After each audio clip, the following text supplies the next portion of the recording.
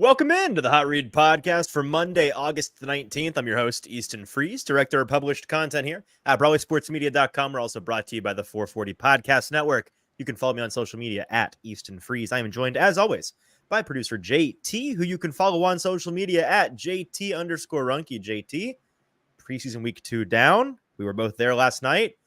How are you? Hello. I am good. It feels good to be get another win in the Brian Callahan undefeated preseason winning streak. Never lost. They have not lost yet under the Brian Callahan regime, so that's always good to see. But back with another Sunday recap show. Excited to get into it. Yeah, I love doing these shows. I am happy that we're doing them. I am most looking forward to when we have Sunday Titans games to react Sunday afternoon. I'm not going to lie. JT and I could technically have gone live on Saturday night the last 2 weeks to recap preseason games. We're not going to do that. Let's be real. Let's be realistic here. We will do that the night of real games, but preseason games, you gotta take it off every once in a while. As Joey in the comments says, it's not Monday yet, Easton. Joey, you're not new here. You know how this works. We are live on a Sunday afternoon, recording our podcast for Monday morning. So if you're here live, you're just getting it early, baby. We appreciate all of you that are here with us live. If you are, make sure you're watching over on Brawley Sports Media's YouTube page. Find the live stream over there on Brawley Sports Media's YouTube page. Join the comment section where Wyatt and Zach and Stoney are all going crazy. Zach saying, it's Sunday, go to church, you heathens. Well, I generally agree with the sentiment. Zach, that's what Sunday mornings are for, my friend. Sunday afternoons are, of course, for football. Stoney saying, gone off the Yazoo, dancing in the car to Club Hot Read. Stoney, the reigning champion of the dance floor here at Club Hot Read. Of course, appreciate you being in here. Guys, we've got a lot to talk about on the heels of what was the single most boring game the Titans will play all year long. So congratulations, clap it up. You got through the hard part. It's all uphill from here. No, I don't know if you want to put that out there. You're not confident in that? You never know, man. I'm just not going to, stranger things have happened. No, they haven't. I'm not going to even let that possibility be out there in the ether. It will not get worse than it was yesterday. I would not be putting generally that out there. Just the worst. Oh yeah, sentiment though. Yes, and so we saw no starters. We saw a lot of backups that played. Some of them half the game, some of them the full game. And while it was boring, it did serve to, I think, clarify a handful of things. The way that the coaches deployed certain guys gave us really strong clues as to how they view these guys in the depth chart as they start to come together with this final 53-man roster, which, JT, we will know who is on the final 53 in, 9 days from now, August 27th, not this upcoming Tuesday, but next Tuesday at 3 p.m. Central Standard Time. That is when the 53-man cut down is. Titans, of course, have just one more preseason game to get out of the way. They'll be on the road in New Orleans next Sunday, by the way. So that is a Sunday show. We'll do Sunday afternoon. The Titans, I believe, play at 1 local time, noon, so that afternoon at some point. And then we will be done. We'll have this preseason pox off of our house. We'll be on to the regular season, and we'll get the roster cut down shortly thereafter. We're going to go through pretty much every position group today and talk about what we definitely know with, again, 9 days left until the 53-man cut down. I think we know for sure, locked in, set in stone, a lot about this roster, a lot more than we don't know. There are only a handful of things at this point, in my opinion, that are still up in the air. So we're going to discuss the things that we do and do not know in terms of the depth chart. We'll talk about impressive performances last night, of which there were a handful, some disappointing performances last night, of which there were a couple. Getting to all of that and then a little bit of news before we get out of here on a Sunday afternoon. Make sure you're liking and subscribing, though, before we get started.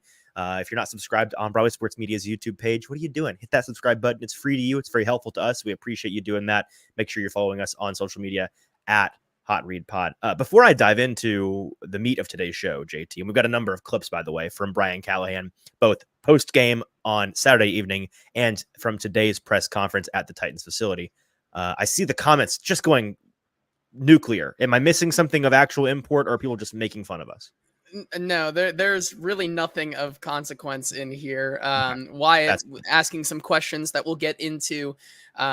James saying Stoney and Zach on a sugar high after housing that Pizookie. they clearly are. Yes. I don't know what a Pizookie is, That'd be a but you know. pizza cookie. That'd be a Oh, I that believe a that's right. cookie cake is what most people refer to it as, but these two weirdos on brand with the Pizookie moniker there, which I support. I think that's a fun name.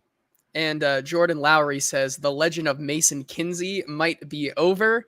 We'll get into that and much more. It's always over this time every year, and yet the legends never die, right? I mean, that's the way that it works. He always comes back. He's like a Marvel heroes character. You can't kill them. They always come back in one way or legends another. never die. That is true. Right. Wyatt asking, how much sleep are you getting each night, EF? Enough. I really can't complain. The whole baby sleep situation. I'm sleeping, significantly worse than I did before we had a baby, but I am sleeping significantly better than my wife is because, the dirty little secret about the beginning of parenthood is the first year or so, the father is pretty useless. I can wake up in the middle of the night in solidarity and support when it's time to feed, but I can't feed the child. That is on the mother of the child. And so, she's sleeping worse than I am, and she's a trooper. So I'm not going to complain because I don't have any room to complain. But not sleeping super well, but doing just fine. Okay. So the Titans last night, they win just a thriller of a game, 16-15, 2 clutch fourth quarter field goals from Braden Narvison. Where were you for the Braden Narvison game? Narvin Mania. The Narv wall himself. That's a question we're going to be asking ourselves. There are grandchildren will be asking us that generations Titans from now. Legend Narwhal. One might say. We'll talk about him and the kicking situation in a little bit. But they win, and as you mentioned, Brian Callahan undefeated. Let's start here with an injury update from the man himself at today's press conference. He gave yet another detailed rundown, which thank God for Brian Callahan and the way that he just gives us this information. It is so nice. Here's a detailed breakdown on where the Titans are health-wise.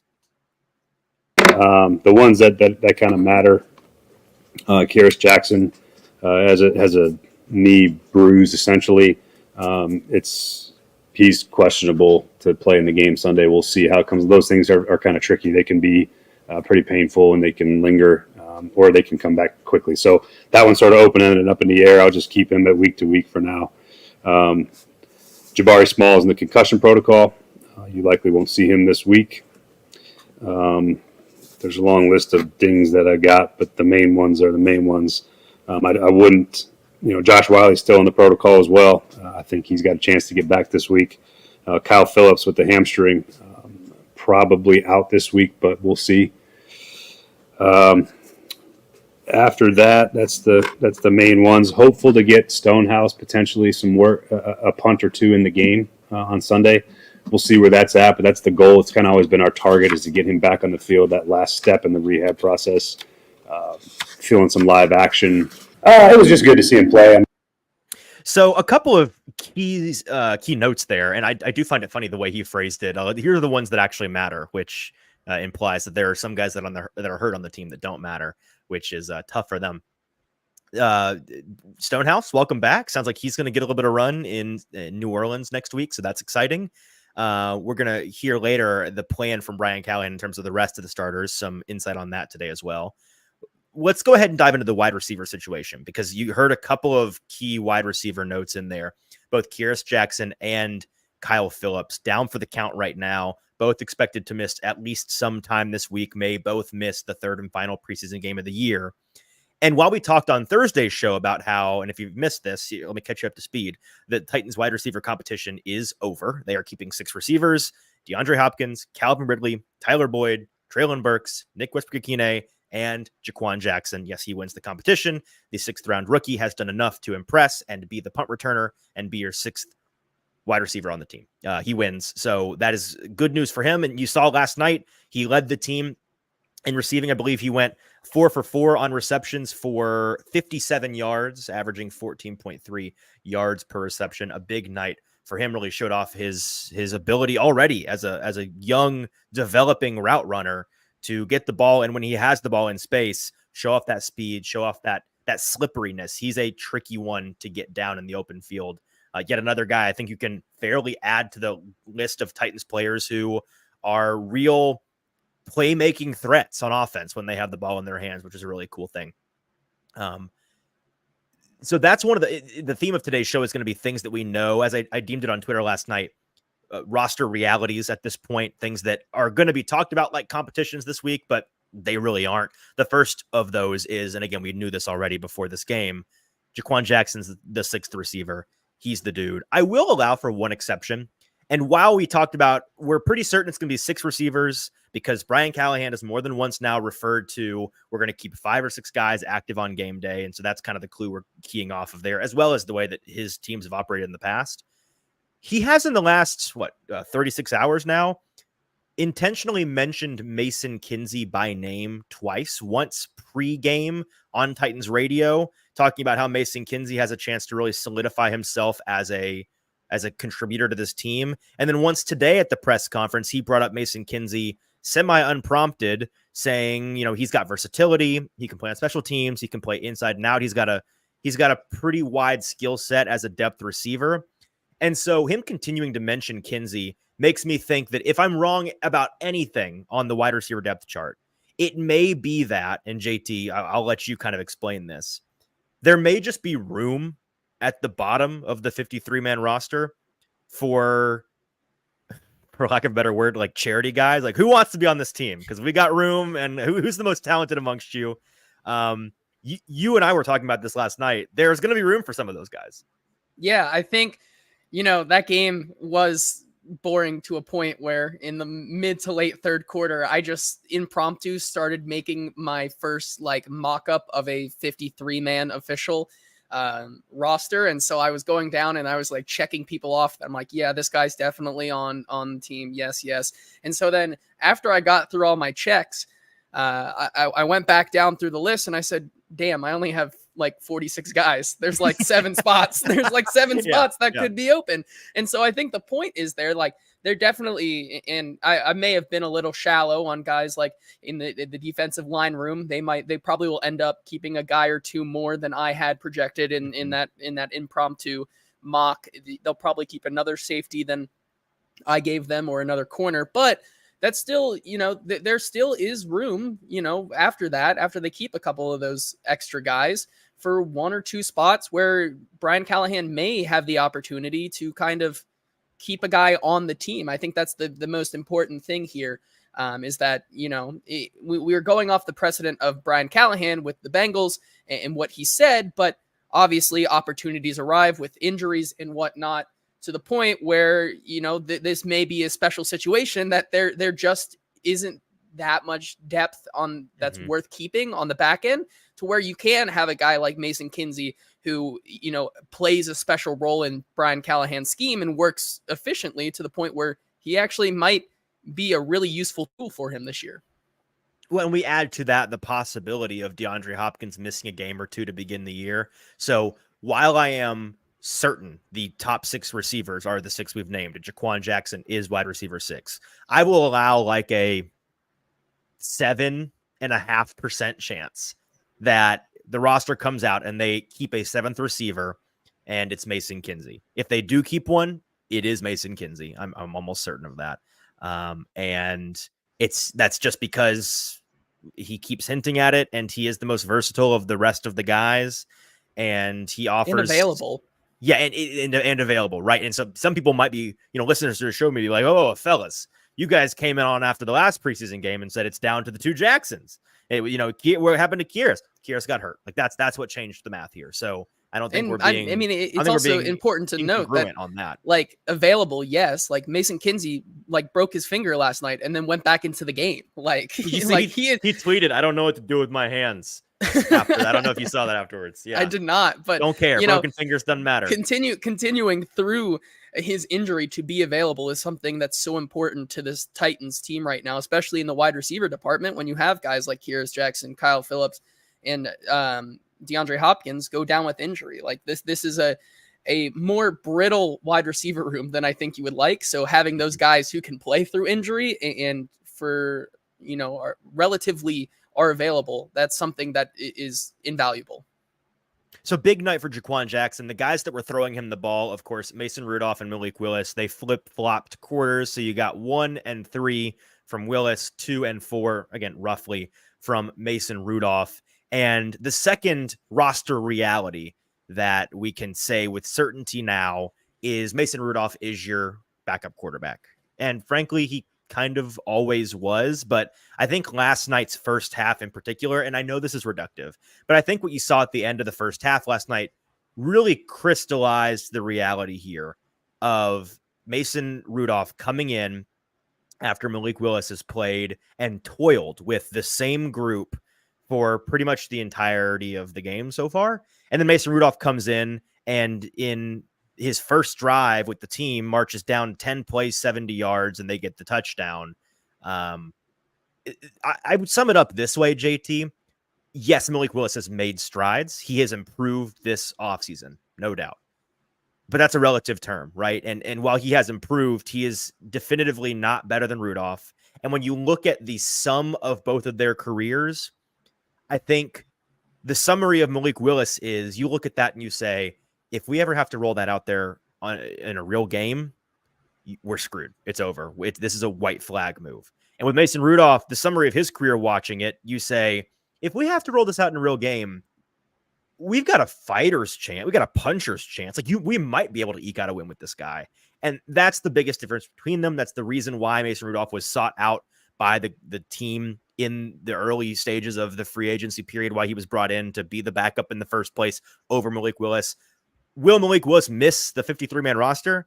I have been consistent in saying I am skeptical that they keep a third quarterback just because the three quarterback, the new rule, it's all overblown. People don't understand what it means. In terms of roster construction, it really doesn't mean anything. It's a provision in the rule book that allows for a very, very rare instance where you are desperate and you're about to have to play a skill position player as a quarterback. Let's get a real quarterback in there. That's all it does. It doesn't change the numbers or the math on who you can and can't keep.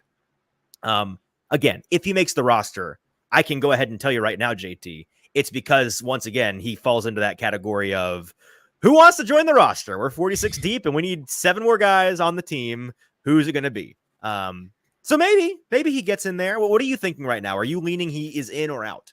I unfortunately think he's out, especially after what I saw last night.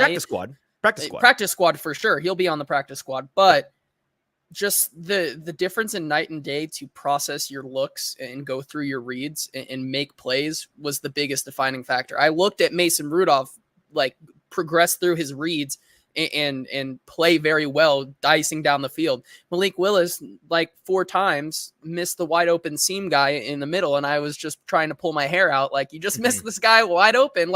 He's made strides. That's such a good point. That from a vibes perspective, watching them is so different. With Willis, it's constant frustration, and with Rudolph, it's just yawning and boring. That's a big difference, right? It's safe. That's how you feel watching. And it's boring. Yeah. Yes. Yes.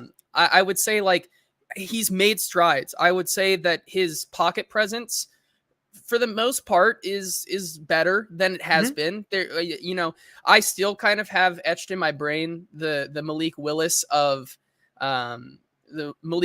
London when he had to fill in for Ryan Tannehill during the Ravens game. That is kind of the precedent I have for Malik Willis. And that was kind of the all-time, that was the bottoming out of the Malik Willis experience. It really was. And so seeing that yesterday, it got better, but still you're making things where he should be throwing to a read that he doesn't, or he's tucking and running when he has a guy, he's failing clean pockets. The decision making is still not there, and I think that's the most frustrating thing. So worth a practice squad position, I totally agree. But Mason Rudolph, like you said, it's the safe, it's the boring option that you can. He's more of a cookie cutter quarterback that you can kind of like they did with Jake Browning last year, just kind of throw in there and maybe tweak a few things here or there. But for the most part, your system's going to stay relatively the same. Joey in the comments puts a button on it, right? I will take boring over terrified if we end up in that situation where one of them has to play 100%. So we can move on from that. And I'm glad that we have some clarity on that quarterback competition. Moving on to one last thing on the wide receivers, actually. Nick Westbrook-Ikhine a guy that's going to make this roster, has never really been in doubt to make the roster.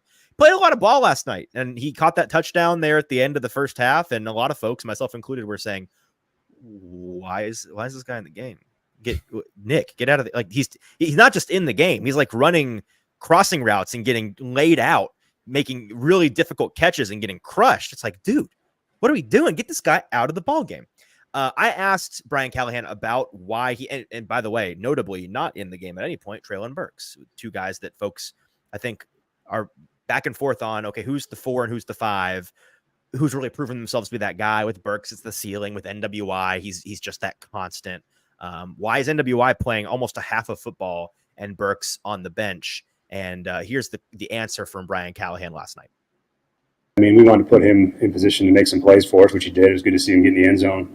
Not that I need to see a lot from NWI. I know what he's capable of and how productive he's been. But we know, when you got as many guys as we have, he's kind of forced into action. You know what I mean? So he's got to be able to play a little bit, and hopefully it allowed the quarterbacks to play well. Sometimes there's a comfort level in having some of those types of players out there with you, and that's just kind of where you're at. Is him playing and Treylon not a reflection of hierarchy, or is that just different guys, different situations? Different guys, different situations, different positions too. With injury. Yeah. So I found that last comment interesting, volunteering. Hey, they also play different positions. And so at today's press conference, I followed up with him, and I didn't record it. It's on my social media account, at Easton Freeze on Twitter, if you want to go listen to it, because I pulled it from the Titans feed. He clarified, and I'm paraphrasing, that Burks is going to be playing the X primarily, that outside boundary receiver, the direct backup to DeAndre Hopkins. And NWI is going to be primarily, and he's more versatile, so he'll play some outside, some at the Y, but primarily at that Z flanker position, which is the direct backup to Calvin Ridley. That comes as a bit of a surprise to people. Burks, we've not really known throughout this offseason where he's going to be playing primarily, if they're going to be moving him around a lot, if he's going to be a multiple guy. Early on, guys like me were clamoring, hey, maybe let's get some run in the slot for him. That's where he excelled in college. Like, maybe big slot is the spot for Treylon. This coaching staff has decided that he's going to be the direct backup to the X receiver, to DeAndre Hopkins. I don't know if I love that, but I am certainly going to defer to their expertise. And if this, I'll say it this way, if it's still the Vrabel regime, I'd be rolling my eyes at that, because I'll be like, let's try something different. It's not working so far.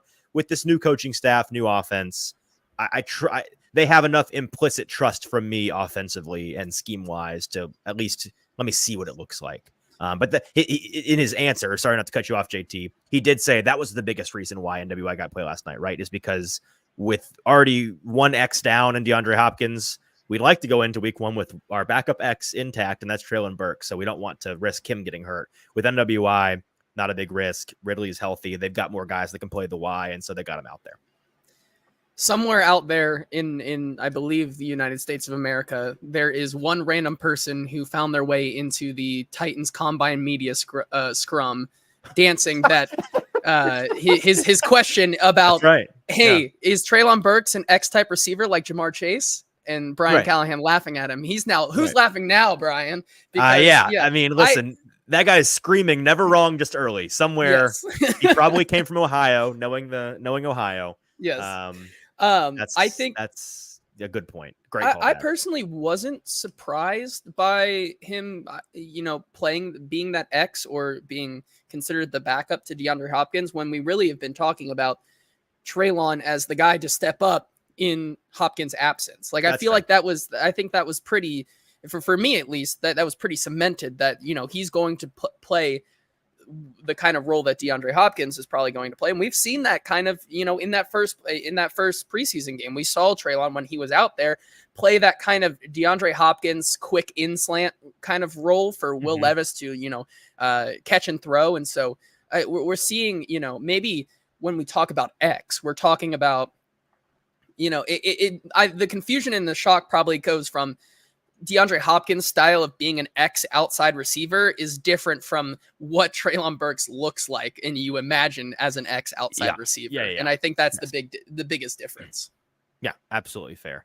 Moving on here to the tight end position. We got a clip from Brian Callahan today. He was asked about the possibility of keeping 4 tight ends on the roster. There's a guy on this team that stood out for a second consecutive week last night. We'll get to him in just a second.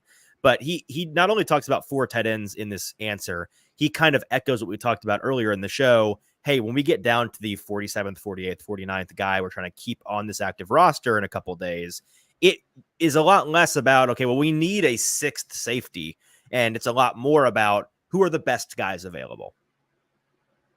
I mean, we'll run a lot of 11 personnel, but we have plenty in the 12 and 13 world that we've have part of our package, and so I would say that for us, just you'll get to talk to Rand, I think, at some point here after the cut down, but the philosophy from the end to the back of the roster that those last 6-7 spots is going to be less about checking the box that we have a 5th safety or a 4th tight end or whatever those numbers are going to be, and just finding the best players regardless of the position. And so we're trying to make sure that we don't lose a player that we think could be really good just because we need to check a box on a number. And we're trying to make sure that we do the right job evaluating those players. And so I don't think it'll be hard to keep 4 tight ends if that's what we decide to do, because I think if we do that, then that player will have earned that roster spot. He's worthy of the 53 spot. So here's your third roster reality from me. I'm convinced at this point they keep 4 tight ends. I think that is going to happen. And as you heard Brian Callahan just say there verbatim, I do not think it will be hard for us to keep a 4th tight end because that player will have earned a spot on the roster. And in my opinion, that player is David Martin Robinson. He has shown out in these first 2 playoff games. JT, he leads the entire team. But sorry, what did I say? Playoffs? Playoff. No, not even close. He leads the entire team, all pass catchers in total yards this offseason. Let's see. Let me double check here. Five catches for, doing quick math, I think 68 yards he has so far. In both games, looked really, really good. Maybe even more impressive than his receiving ability. He has really shown out as a blocker in the run game. He's lining up at that F position, which we talked about this, but if folks aren't aware, Brian Callahan has made this clear. The Titans tight end room is pretty subdivided into 2 groups. Guys that are playing F, which is the adjuster role on offense. It's going to be that full back move type tight end. And then guys that are playing the Y, which is that more traditional inline tight end that's going to be running up the seam and doing that kind of thing. The guys that are playing Y are Josh Wiley at the top, and then Nick Vannett, the veteran who you've not seen of in these preseason games, but they went out and got him. He's making the roster. He's going to be tight end 3. The F right now is Chigakonkwo, and if they keep 3 tight ends, it'll just be Chigakonkwo. And so if they only keep 3 guys, they're going to need somebody to be pretty versatile so that if one goes down on one side of that subdivision, they can flip-flop back and forth and be able to do both things at a high level. If you keep 4, then you can be too deep. And I feel like that's convenient and makes a lot of sense. And the highest profile tight end on this depth chart playing F, not named Chigakonkwo, is definitely David Martin Robinson, who is a UDFA rookie, by the way. Folks are wondering, where'd this guy come from? He is new. He's looked really impressive. He can lay a mean block in the run game. And as he's shown, he's a value in the passing game. I don't see any reason why somebody like that does not fit to a T that description by Brian Callahan, a player at the bottom who maybe doesn't check a box numerically, though in this case you could argue it does, but he's just talented enough to be on the team. Yeah, I agree with you. I think the convenience, you hit the nail on the head there. Having, someone who can just fill in that role if like a Chigakonkwo were to go down or anything like that, having him step up and him showing that he can step up already into that role, I think is invaluable and probably a really compelling argument to keep him on the 53. Also, just talking about his performance, seeing DMR out there just absolutely ball out gets me excited for the ways they're going to use both of them, but DMR and Chigakonkwo in this offense. That, if DMR is able to be deployed so versatilely out there, every single play, doing different positions and finding ways to get open, I can't wait to see what they do with Chig in that similar role. Yeah, like we've talked about on the show, whoever's playing that F, whether it's Chig or DMR or Jaquan Jackson, or I think you might see Traylon Burks in that role some. I think Josh Wiley may play a little bit of that. But a lot of guys are going to touch that F position, I think. It's going to be a fun one to watch. And when that adjuster is moving around on offense, we're going to be keeping our eye on him for sure. So that's the tight end room. And we can touch real quick, I guess, on the offensive line situation, JT. insofar as your starters last night, do we have? I should have written this down. Do you have that list I available have it. to you? Yes. Okay, so who I have at who least. were I have the at least. who were the twos last night for the Yeah, Titans? I have the that guys one. that started the game. I don't have the threes, I believe, That's but fine. as I go back through my notes here, the starting O-line yesterday was John Ojukwu at the right tackle spot, Andrew Rupsich at the right guard spot, Daniel Brunskill at center, Simmons at the left guard spot, and then Jalen Duncan at the left tackle. So my only note on the offensive line is that the depth on this team, like after you get past the starting five, which are pretty set in stone, by the way, Brian Callahan today was asked, hey, who's trending in the right direction on offense, the offensive line?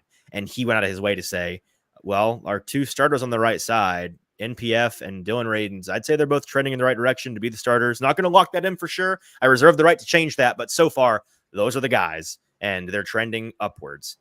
Everybody else on this depth chart is kind of brutal. It's really rough out there, man.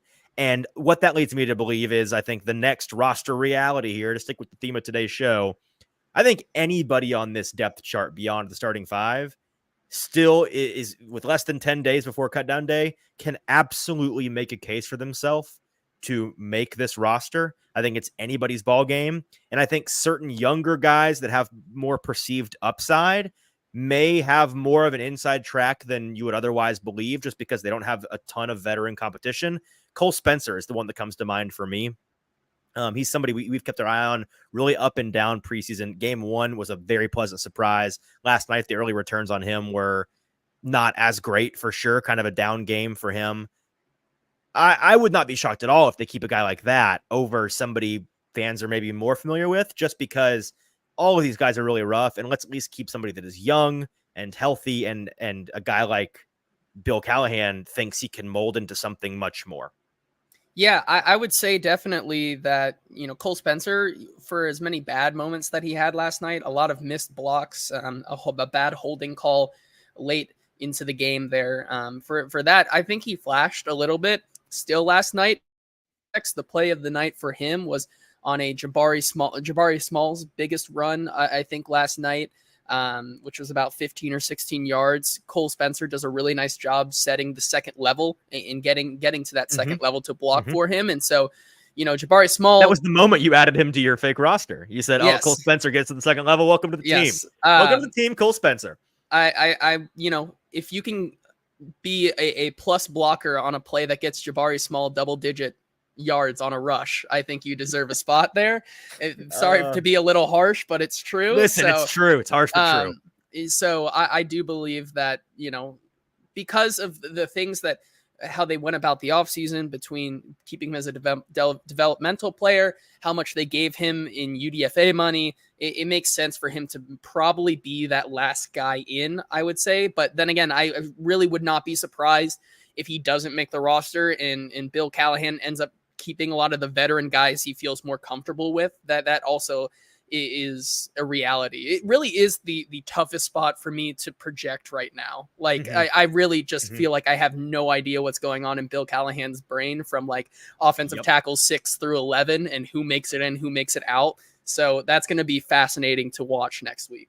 Yeah, when we grade our final prediction for the 53 against what actually happens, I'm going to have gotten like 4 of them wrong, and 3 of them will be offensive linemen because you can really just throw a dart, and I have no idea who is and is making this team. The last offensive group to touch on here is the running back competition. And here's your next roster reality. The Titans running back competition is also over. I think it's a wrap. Preseason king Julius Chestnut, the nasty nut, is your running back 3. The deployment last night was really the key, right? Because we saw Julius Chestnut pretty much get the entirety of the first half. He got the most run out of all of the backs, 13 attempts for 45 yards on the ground, had a couple of receptions for 29 yards through the air, doing his thing. Then you had Jabari Small come in for nearly half of the amount of run that he got. And then Hassan Haskins wrapped up the game with only 5 attempts for 13 yards. Neither of the other two really did anything of note. Jabari Small, as we've talked about, is the most pre-cut player among the most pre-cut players on this roster. He's a young developmental guy that is your quintessential practice squad body. So he'll be a practice squatter. No worries there. And then Hassan Haskins, you could convince me, once again, he falls into that charity guys at the bottom of the depth chart who you just are looking for the best players, and his acumen on special teams would be what gets him in as the 49th, 50th overall player. So maybe they keep 4 running backs and he fits that mold and they just want him as a special teams ace. But yeah, I'm pretty certain at this point that it's Chestnut and nobody else has really given him a run for it. Yeah, definitely Chestnut is running back 3, and that was the question I was probably going to pose to you. I do still see a reality in which Hassan Haskins does make the roster on special team prowess alone. Like that is where I am currently sitting at. I wouldn't be shocked, but also with this team right now and how they kind of deploy their running backs, there are other guys who are contributing enough on special teams to where it feels like a running back 4 who's really there just for special teams. Like there's better roster management options out there, I think, in my opinion. Yeah, I can't answer how I feel about that for sure until I sit down and do the thing. And we're going to do that for Tuesday's show. I think we're going to both go through our final predictions for the 53-man roster. So I don't know. He's very much, if he's in, he's going to be like number 50, 51, 52, 53 for sure. Let's wrap up the offensive side of the ball here by just listening to this clip from Brian Callahan after the game last night. Here he is on Julius Chestnut and the running back competition.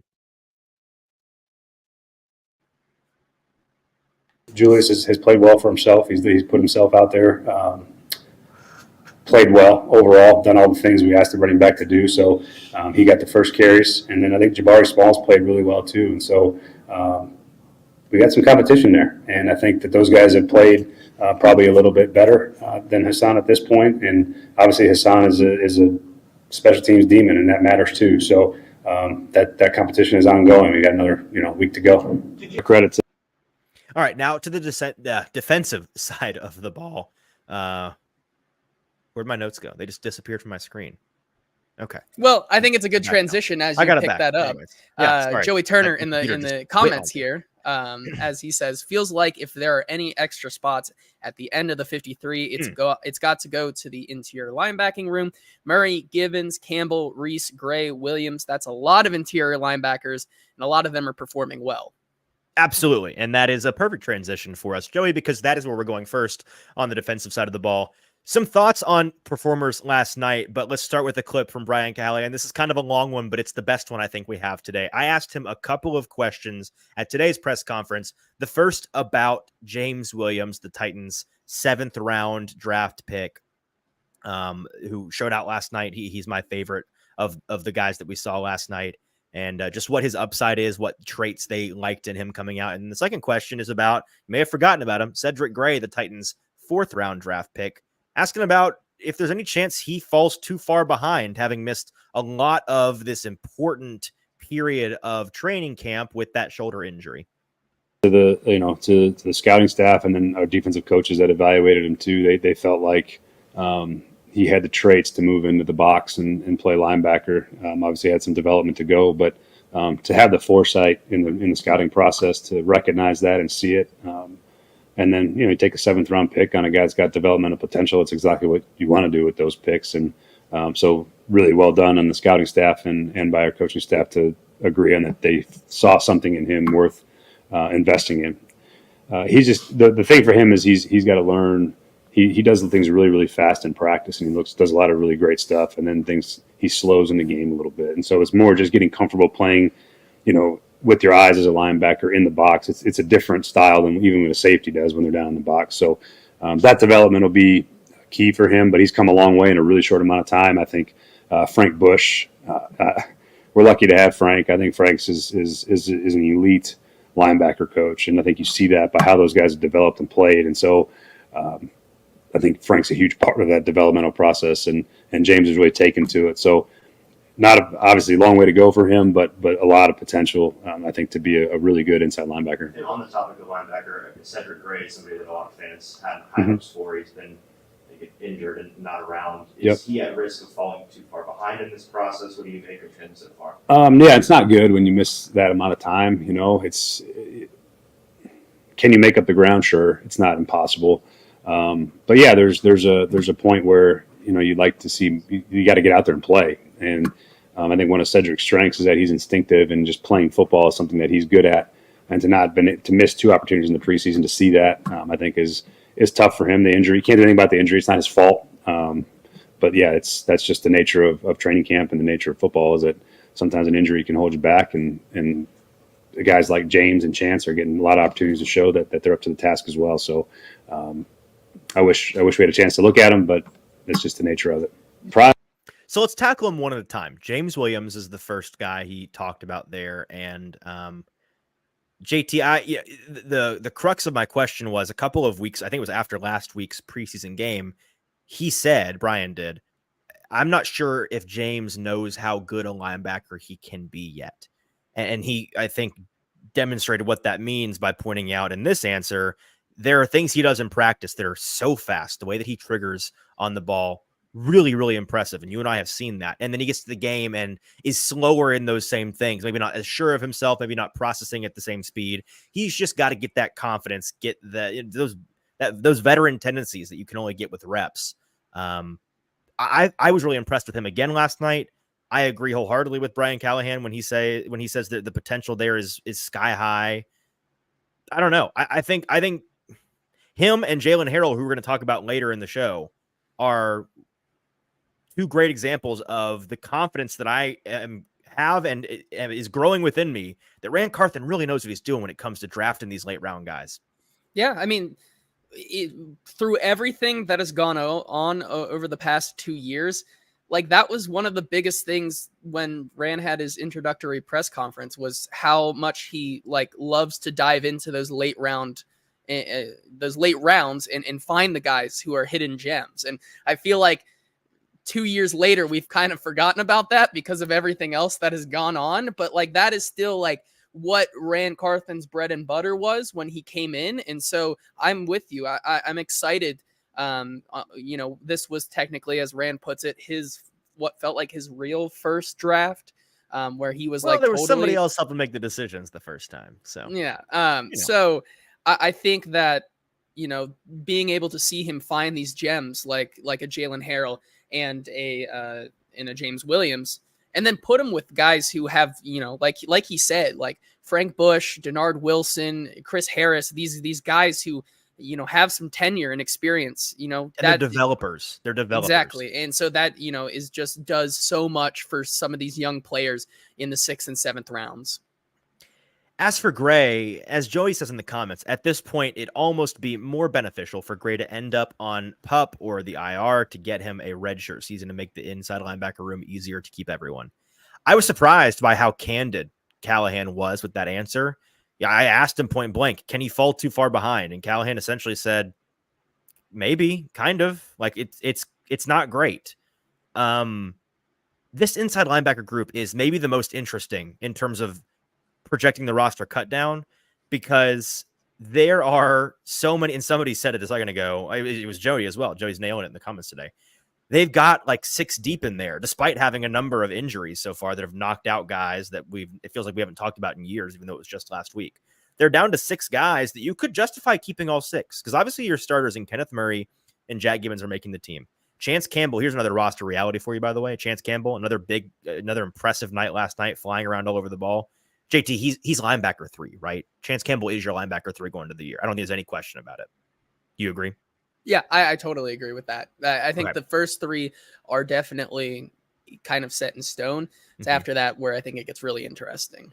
Exactly. So it's those 3, and then you have to look at Otis Reese, who is hurt. It was concussion protocol, right? That he's in. Do you remember today? I'm not he said sure. It at the top of the show, and I've already forgotten. He's hurt and missing, but he had a really nice game last night. Then you've got James Williams, who is looking really good and is healthy and is young. And then Cedric Gray, who has not really done anything of note, but is your 4th round rookie who fans had a lot of high hopes for. We know the coaching staff had high hopes for and thought highly of him enough to make him their 4th round pick. You don't just give up on that. He's not getting cut. He's a 4th round rookie. But as Joey points out, like that's kind of on paper, a key candidate for a PUP list, IR, some kind of designation where it may be a lost portion or a lost entire year for him, just because they may not be able to justify keeping 6 guys. And right now, just in terms of guys that can help now, I don't know how you argue he's not 6 out of 6. Yeah, just I kind of said it earlier today. He was one of the guys who needed some development coming out. We knew, his vision and his instincts, as Brian Callahan said, are very good, and it's what makes him so fun to watch. The problem is like the other aspects of playing the linebacker position, I think are what needs to be developed for him. His ability to make tackles, his ability, in coverage as well, I think are the things you needed to see. And it's a shame, and obviously it's out of his control, but it's frustrating because this is, the guy that we thought would develop eventually into like their green dot guy who really knows how to wear it for the first time in a long time. And so, like you said, it may shake out to the point where it may be worth keeping him on PUP and IR and just getting him developed and coming back at it next year. Because like you said, you have to keep these guys. Like if James Williams, Chance Campbell, Otis Reese, these guys are going out on the field and producing. So, Well, we have until Tuesday for both you and I to figure out who we think they keep and how many of them they keep. But that is an interesting group. Moving on here on defense to a guy I promised a moment ago, Jalen Harrell. Here's your next roster reality. Harrell Steria, which we may need to workshop that. It sounds like something you contract by swimming in the Amazon River. Like I don't. It sounds like did you hear? You can't eat deli meat right now because there's Harrell Steria going around. But it is Harrell Steria right now. Welcome to the roster. That's your next roster reality. Is Jalen Harrell is on this team. The other 7th round rookie out of Michigan. Not just welcome to the squad, but welcome to playing meaningful snaps immediately as a 7th round rookie. I think he's your 3rd best edge right now. I have seen, frankly, nothing of note from Rashad Weaver the entire offseason. We know that Arden Key, there's some news on him, so he'll be back. We'll talk about that in the news section here in a second. But Jalen Harrell is, with a bullet, the most talented edge, not named Arden Key or Harold Landry on this team right now, and he's only getting better.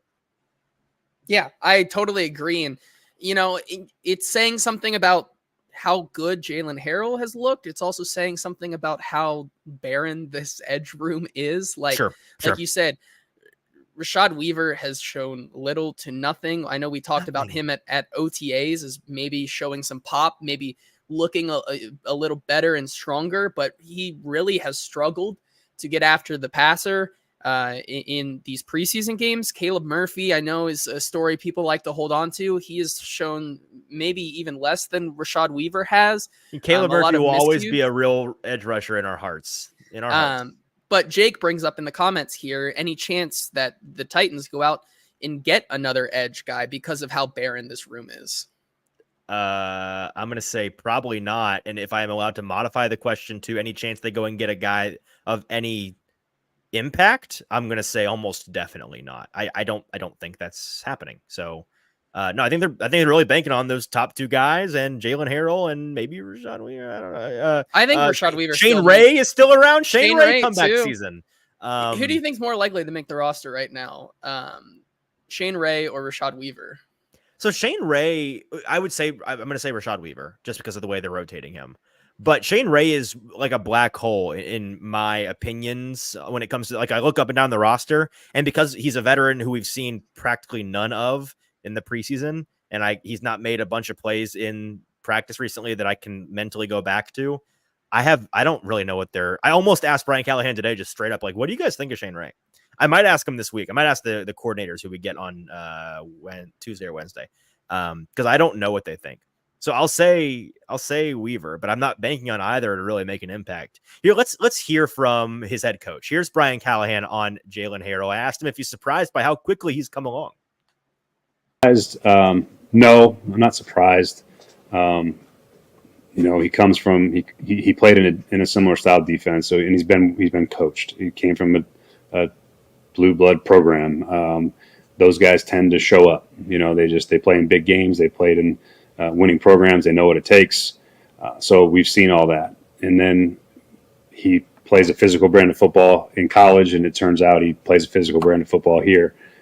He's been really, really good in the run. I think he's developing as a rusher. He's shown up. He's got production on the quarterback, but he's learning how to rush the NFL way, which I think is he's going to improve rapidly in that way too. But he's risen. I mean, he is as a 7th-round pick that, nobody thought much of to being probably a pretty strong rotational player for us. It's been good to see. Same as probably a pretty strong rotational player is about as high praise at this point in the process you can get as a 7th-round dart throw. Yeah, man, that comment there near the end where he says he's learning to rush the NFL way now is a fascinating one to me, and that's on my short list of things to implore about this week at practice to see maybe what exactly they mean by that. What are the next steps for him? What is he working on in particular there? But I think all things are pointing north for Jalen Harrell right now. Yeah, and not to stroke his ego a little too much, but I remember back on our day 3 live stream where we were talking about Jalen Harrell, and we are like, what is the thought behind this pick? And Zach Lyons goes, oh, it's because he's a Michigan guy. And you hear that from Brian Callahan right there. That's definitely a part of it. These 7th-round guys that they found in James Williams and Jalen Harrell are guys who come from, it's the IQ chart meme. JT. Yeah, it's the IQ chart meme of like the moron, the average guy, the Jedi Master, and the moron's like, duh, draft the guy from big school. And the guy in the middle's like, well, actually, the DVOA from this guy from Iowa State, and then the Jedi guy's like, draft the guy from the big school. That's what they are employing, and it's working. It's working. So, all right, the last roster reality we have to share here is big news in the comments though from Stoney. We have to talk about this. Excuse me, breaking input here from Stoney at where's he? Bed Bath and Beyond. Hand soap, so. $2.95 this weekend only. Bath and Body Works, maybe. Bath and Body Works. No free shouts, but apparently free shouts for hand soap that is cheap this weekend. So thank you for that, Stoney. Our reporter on the ground doing the important journalism. The last roster reality we have to share with you is along the cornerback depth chart lines. JT, this beyond cornerback. I don't know what to do with this. I don't know what beyond to do with cornerback 4. This team's group is really brutal. Cornerback 1, 2, 3, and 4 could not be any. They're in a different universe than cornerbacks 5 through 10. I would probably go cornerbacks 1 through 3. Okay, all right. Well, I know we disagree on this, so let's break it down. Let's start with what we agree with. Right? Definitely, we agree. The Titans starting 3. We did almost a whole show on it earlier in the year. We think that their starters you can put them up against pretty much any other cornerback room in the league. Cheeto Awuzie, Roger McCreary, and L'Jarius Sneed, those cats can ball. No worries there. Except against Jake Bobo. But and frankly, who amongst us can handle Jake Bobo? True. On the back end of the roster, it gets really rough, man. It's Gabe Judy Lolly, or as Terry refers to him, Gabe Aneurysm Lilly. He is a good man corner who is flashing ability in a press capacity, and that's why the Titans. That's why they went out and got him. That's what they like in him. That's his skill set. When you have him play in zone, which is a thing you also have to do when you play safety in the NFL or a corner in the NFL, you saw him. Just go back and watch last night and just stare at him in the secondary. Whenever they're in zone, he is constantly drifting and leaking and or lost. He gets put in a blender pretty quick back there. That he just needs time. He's crazy raw. Then you get to Trey Avery, who is starting, frankly, to really tick me off. Nothing personal, absolutely nothing personal, but he's starting to tick me off. He's that level of player where, yes, I get it. He's a veteran. He's a contributor on special teams. He's your 5th cornerback, and he's going to make the roster. And he's not. You don't want him out. You do not want him out there in a real game. But what are you going to do? Is you can't have a great 5th corner. Well, he's at the point for me where, yes, I agree, not that great. But what are you going to do? Can we churn that position? Like, can we just start getting some bodies in here and just throw darts and see if anybody else, like, I don't know, man. It has remained true all August, all off season. And frankly, for a couple years now, when in doubt, target Trey Avery. And he got torched last night by a guy named Aesop, who that's not even a real name. I don't know what to do with Trey Avery. And it's really bad. And then Eric Garror is the only other guy anybody knows. And he is what he is. He's a below replacement level nickel cornerback, and then nobody, Anthony Kendall, Robert Javier, nobody else on this depth chart moves the needle even a little bit. Yeah, I would say probably like out of the guys in the secondary right now, both the safety and corner, like I think we need to start talking about how cornerback is really now the biggest glaring like depth problem on the dashboard, I think. And we kind of have a little bit of a difference, in our opinions of Jarvis Brownlee. I think he's an amazing player, but what happened to you, bro? How'd you go to the dark side? As JT now thinks that Jarvis Brownlee Jr., our crush since February, is bad at football. Can you believe this? I did not say that. First of all, it's the same thing as JC Latham. He can look so good and we can have such high expectations, but we have to remember that he's a rookie. Like these things are going to happen. And so the fact that we're relying on him to not have moments, out there and expect him to be a reliable guy who can come in and take snaps if one of these other three guys goes down, that's a problem to me, because like you said, after Jarvis Brownlee Jr., there's like we talked about last week, all those other guys in that corner room right now are guys that you say, oh snap, this is a problem. Like we cannot, we're screwed. Yeah. We're screwed is basically what you're doing once you get past that cornerback four. And so I agree with you. I would not be surprised after roster cut down day if they maybe go with like 5 corners for right now and then go shopping in the bargain bin around the country for guys who got cut. Who's getting cut? Welcome to the Titans. Yeah. That's where I feel right now on this cornerback room. So I don't think we actually disagree on Jarvis Brownlee Jr. Do you not agree that he is clearly the 4th corner on this team? He definitely is, but okay. I think we disagree in our confidence level on that. Well, I think you have the first 3 on one side of the Grand Canyon, and then you have Jarvis walking the tightrope dead in the middle, and then everybody else is on the other side. Well, actually not on the other side. They're at the bottom. They're in the river a mile down. I think that's the reality. And so he's going to develop. I think by the time you need him, if it's week 9, he's going to be a different player than he is in preseason week 2, or at least that's the idea. Yeah. So let's just hope that they don't need him earlier. Don't worry about it. Okay. I agree. The last thing, we're done with offense. We're done with defense. Before we get to the news with producer JT, we said we'd mention it. We will mention it. Little Braden Narvison talk. Just have to kind of shut this down. I really hate to be the rainer on the parade here. I do. But a number of folks last night, after they saw Braden Narvison, 4th quarter king, nail one from 59. Looked like it was going to be good from like 65. And then at the very end of the game with time expiring, hits, 47 yard field goal? Somewhere around there. North of 45. It was firmly on the outside edge of the Randy zone is where I would. Is that the description? Yeah, yes. I've got it written down. I'll tell you exactly what it was. He hit from, hold for effect, 59, obviously, and then from 46 to end the game and win the game. Very cool moment. Not trying to take anything away from that. But folks were saying, especially about the 59-yard field goal, like, oh, Nick Folk, old man Folk, granddaddy strong legs Folk, he can't hit from 59. Lord knows if he has to hit from 52, we're worried about it. So what do you do about that? Is this the Ryan Stonehouse moment? Suddenly overtaking Brett Kern, the old incumbent? No, it's not. And I get why folks are thinking that. JT and I can tell you from firsthand experience, or don't take our word for it, take the head coach's word for it in the game press conference right after the game last night, saying he's not pushing for that job. Tonight did not change that. If you all had seen all of Braden Narvison's performance through camp, not just last night's preseason game, you just trust me, you wouldn't be saying this. You would not be saying this. I'm not. We're not going to say anything more about it. We are not here to rain on this dude's parade. Very cool moment for him. He's a young player. He's going to develop. Not worried about good for him. Big moment. But he's not. Also, Nick Folk is making almost $4 million in guaranteed money this year. So there's also that.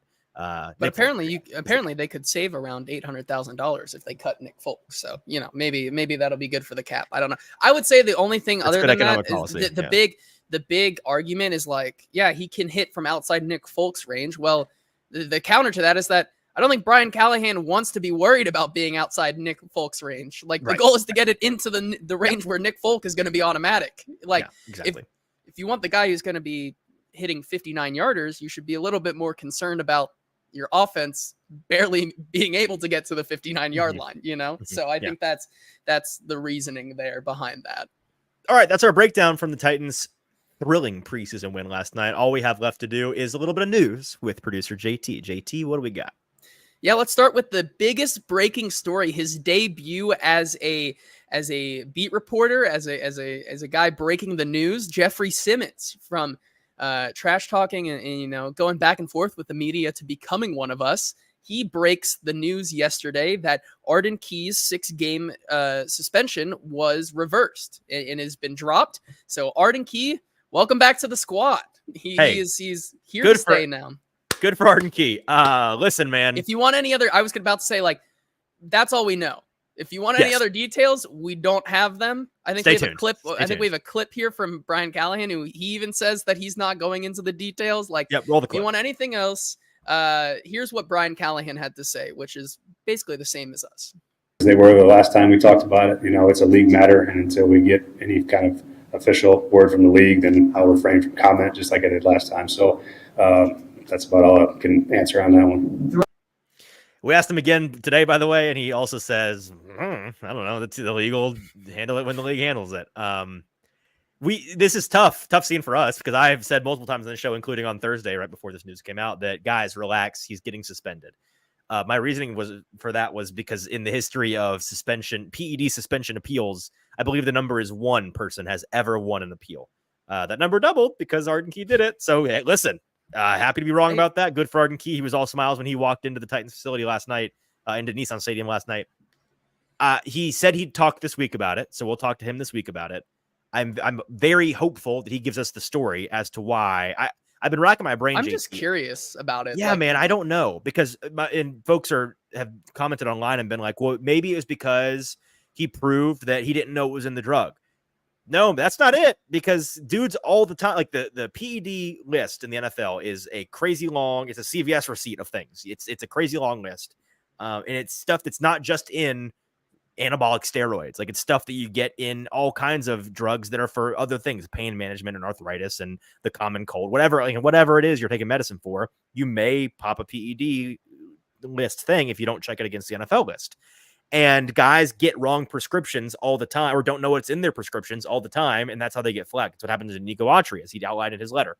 So with Arden, maybe he proved that it was an NFL doctor that gave him the prescription, and by the bylaws, it's not his fault. Or maybe he proved that it was like a drug administered during a cleanup surgery, and that, he didn't consent to it being given, didn't to be able to check. Maybe it's a thing that maybe he went all the way to saying, hey, this thing's on the list technically, but here's the latest scientific study that proves it's not actually performance enhancing, and so you should take it off the list and you should give me a pass.